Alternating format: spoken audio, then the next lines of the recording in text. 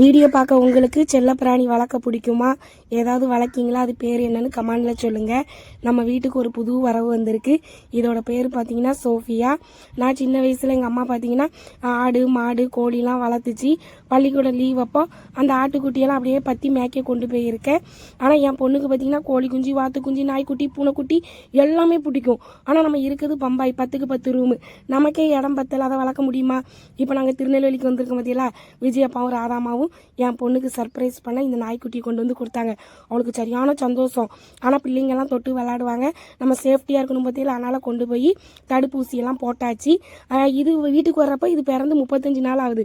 42ஆம் நாள் தான் ஊசி போடணும்னு சொன்னாங்க.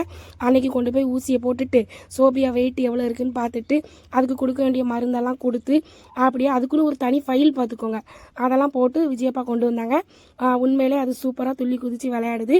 நான் சின்ன வயசாக இருக்கும்போது எங்கள் மாமா வீட்டில் பார்த்தீங்கன்னா ஒரு மைனா வளர்த்தாங்க. அந்த மைனா அழகாக பேசும் பார்த்துக்கோங்க. இப்போலாம் பேசுகிற கிளி மைனா பார்க்கவே முடியலை. நீங்கள் அப்படி ஏதாவது பார்த்தீங்கன்னா கமெண்டில் சொல்லுங்கள். நம்ம வீடியோ பிடிச்சா லைக் பண்ணுங்கள்.